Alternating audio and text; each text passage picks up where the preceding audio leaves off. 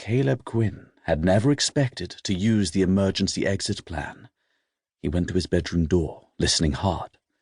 The voices coming from downstairs belonged to his mum and a woman he did not recognize with a faintly Eastern European accent. He couldn't make out exactly what they were saying, but it was sounding less and less friendly.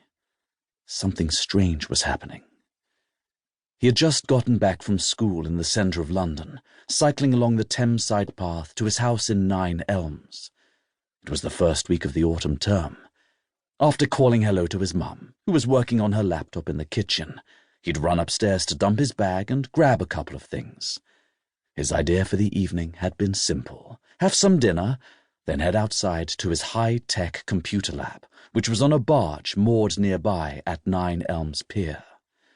There he could spend a few hours working on a big content update for Terraform, the sci-fi action-adventure video game that he had programmed himself. The voices rose.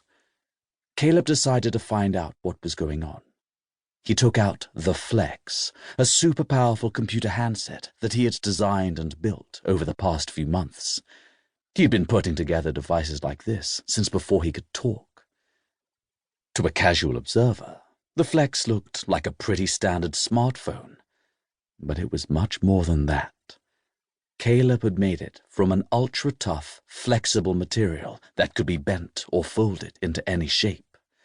It had an operating system that was far more advanced than anything you could buy, with a unique range of special applications and functions.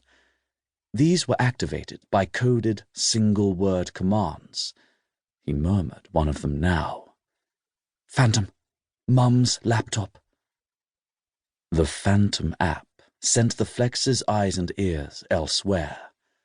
A view of the kitchen appeared instantly on its screen, ripped from the camera on his mum's open computer.